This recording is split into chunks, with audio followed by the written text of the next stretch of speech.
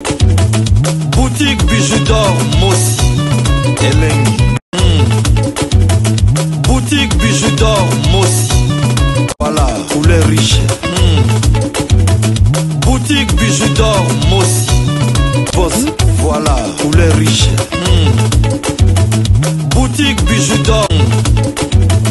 Boutique Bijou d'or Mossi Elengi. Bonsoir, bonjour, Nabalandi Nyonso, ya Bidor TV. Mama Bijou lelo na yeka kope Sabino sango ya mawa. Ya ndeko na biso ya mwasi ya star na biso na kombo ya Suzy. En tout cas, epesi pasi komona notre star na âge oyo aza nango kokufa kotika biso. En tout cas, epesi vraiment pasi makasi. Yango Mama Bijou na yeka kopesa mes condoléances na famille na ye mobimba. Donc de ma part, en tout cas, liwa e yaka pona kote ya batu o batikali. Komona ndeko na biso akufi boye.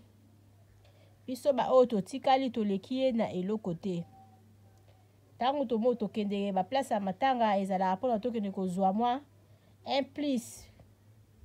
Komona ke ndeko oyo akufi azalaki na bomo lokola nga lokola yo. Lelo eza ya ye akufi atiki biso. Yango wana namona kapenza air moko inutile.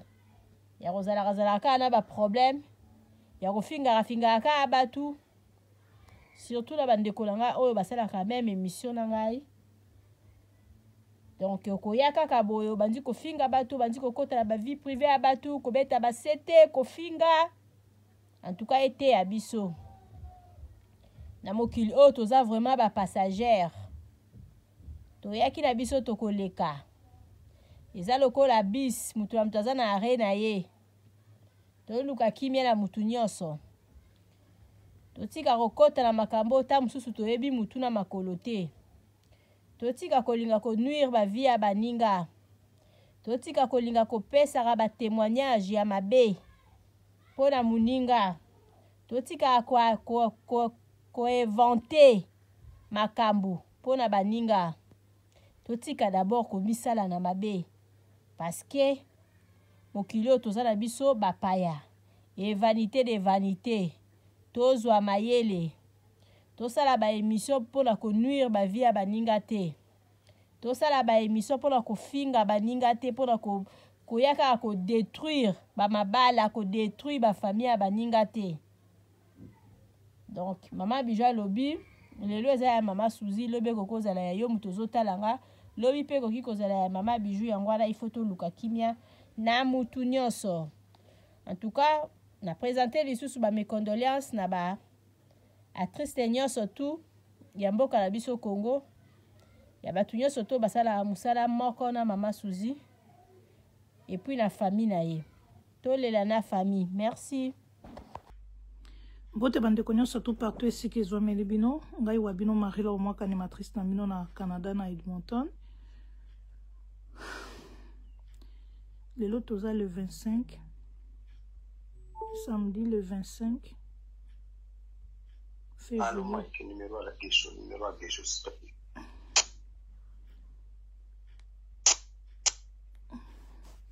Alors tozui sango ya liwa ya actrice Nabiso Suzy. Alors nalingi juste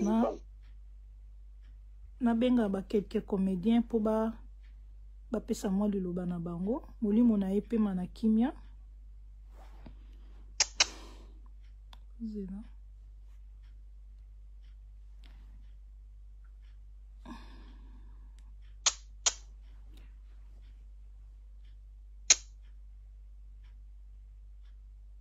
Bonjour, Président José Delon.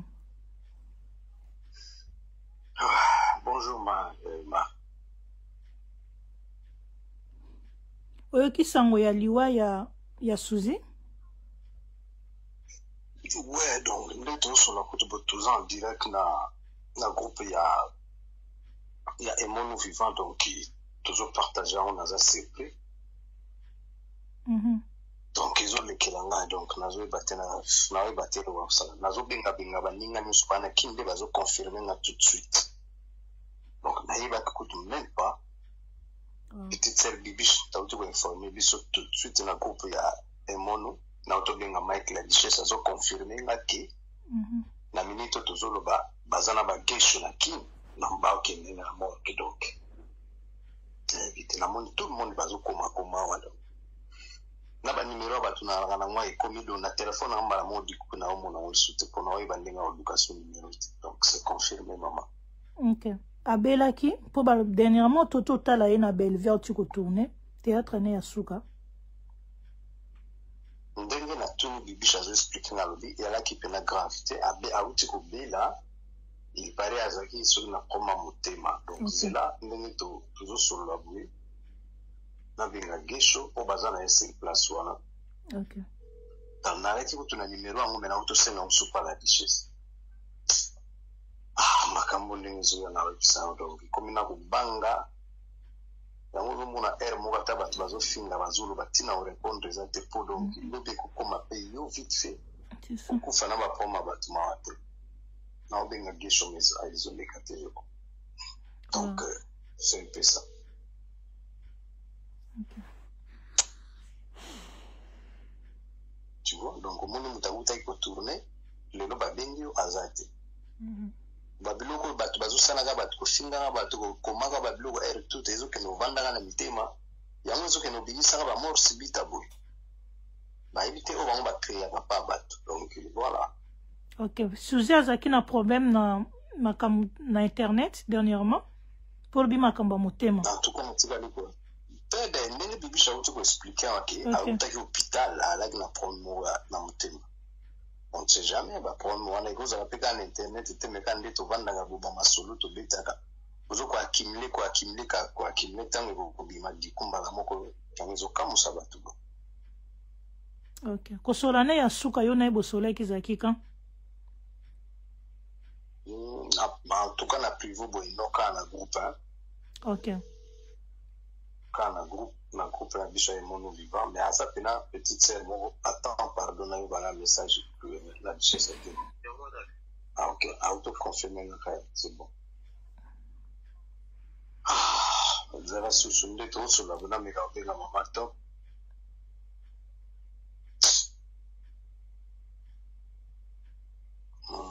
C'est là, normalement. Wato. Allô? Wato. Oui. Oui, ça n'a qui m'a ramtoyo qui zabomote. Oui, je suis pas encore confiant. Abela Kini. Nous avons un problème à terre, on a déjà commenté, il doit tant, on dirait, il y a aucun rapport à salut des réussites. Ah là là. Comment à Kera, ils allaient qui dit Annie? Aïe, pité, papa, faut qu'on aille, aïe, pité, n'a pas besoin de moi pour le rater. Tout le monde a raté les nazaïs dans l'emba, ça va. Là, depuis la zone, il y a ma campagne, l'emba, bon. Tout le monde a été mené, puis il y a la carte, on m'a rappelé bien, la groupe peut toujours sur la bien vue. Merci beaucoup, merci. Nazakuta Wadongi, bon, tout le monde a stoppé ça dans le programme. Merci. Courage, Nabatou. Merci, merci, papa. Merci. Ok. Atiki bana. Merci. Suzy, on a limité à ça, à Botati. Oh, OK. OK. Merci beaucoup, Président José Delonde. Tenez qu'à tous soit confirmation, ceux qui va s'envoyer. Ensemble, vraiment, donc, on est ensemble. OK.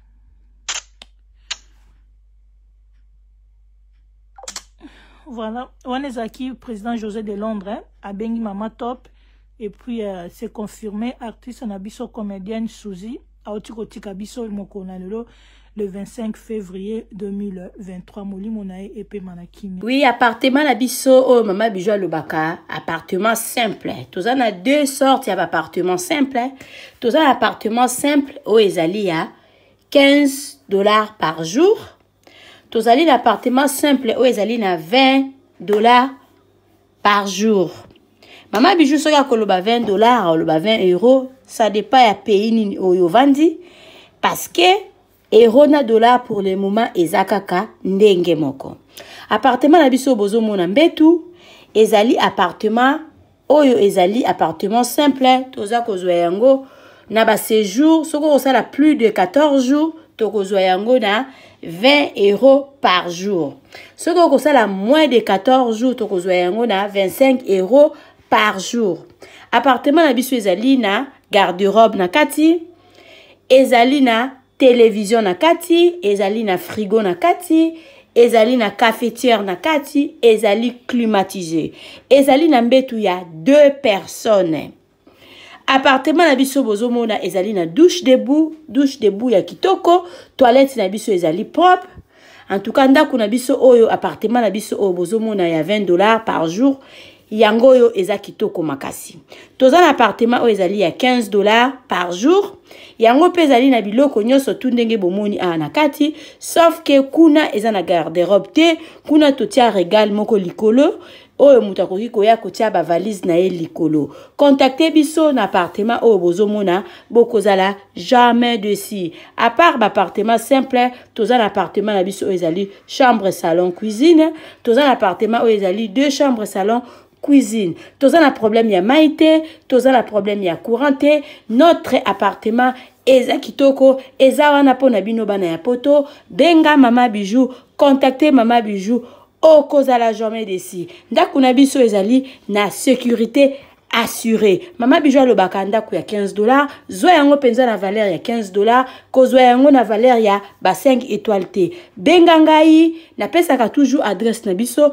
Adresse na biso ezali na Matonge, eza na Makampante, eza na Gombe te. So vous avez besoin ya ko vérifier ndako na yo avant benga Mama Bijou, avant ça osala à compte na Mama Bijou.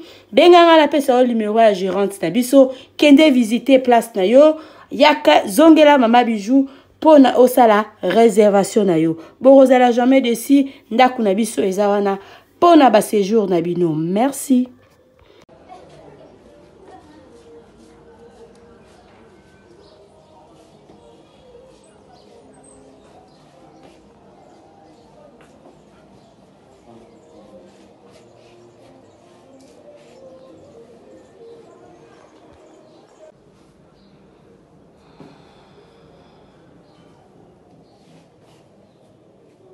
Appartement de chambre, salon, cuisine.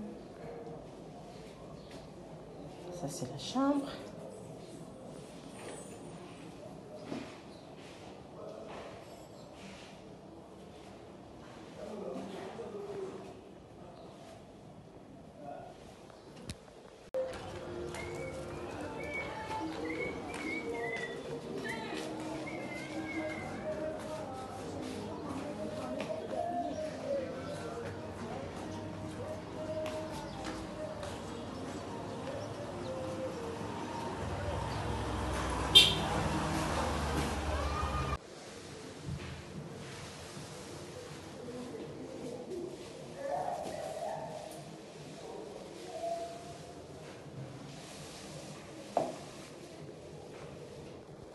Ozali na poto za kolinga oya na Irebu 37 bis na commune ya Kalamu na quartier Matonge ndeko na ngai yeba pe wana ezali na maison de passage ya malonga oza na ba normes étrangères. Cela veut dire ezali na climatiseur ya tongo, ezali na ba mbetu ba éponge na ba conditions internationales.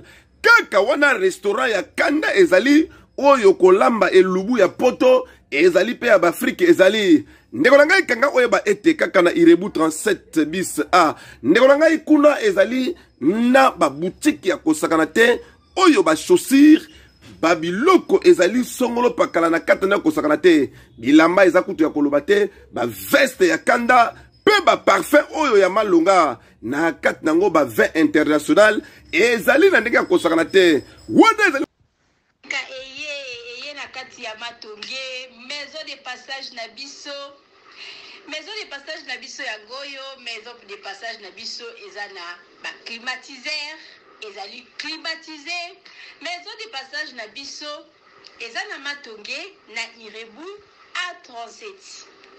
Maison de passage na biso tozana ba appartement où ezali ya 2 chambres, salon, cuisine. Tous les 2 chambres on ezana ba toilette na kati.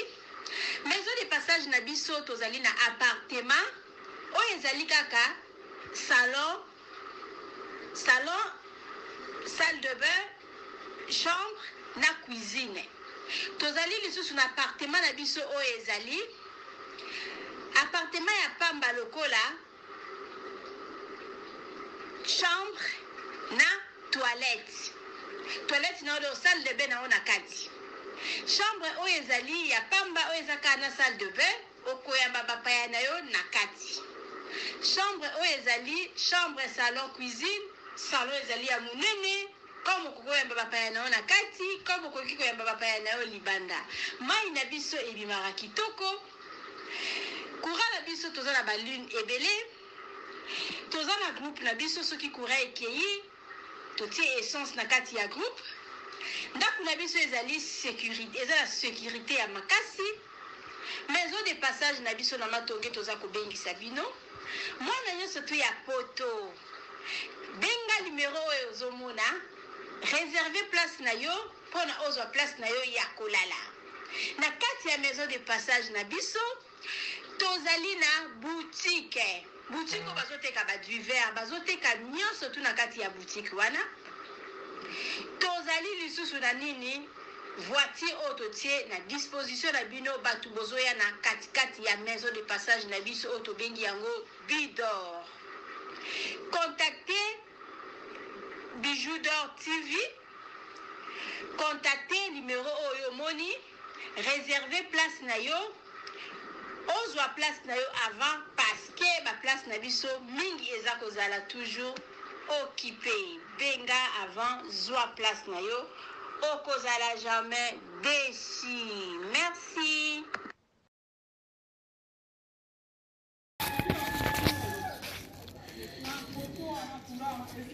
Salut, j'espère que vous allez bien. En fait, c'est plus pour les diasporas. C'est donc qui veulent passer leur séjour ici à Kinshasa. Alors pour tous vos déplacements, il y a une voiture à louer qui est là, marque Hyundai. La voiture elle est confortable, donc climatisée et tout. Donc la voiture répond vraiment aux normes. Alors pour tout contact, veuillez contacter Bidor TV au numéro qui suit, plus 49 17 85 52 23 11. Donc je réponds pour une meilleure compréhension. Plus 49 17 85 52 23 11. Donc la voiture elle est là, marque Hyundai. Donc voilà. Donc ici nous sommes à Kinshasa. Donc pour tous les diasporas, pendant tous vos séjours à Kinshasa, voilà la voiture elle est là pour vos déplacements et tout. Donc partout où vous voulez y aller, la voiture elle est là. Donc vraiment, veuillez contacter Bidor TV et vous ne serez pas déçus. Merci et bye.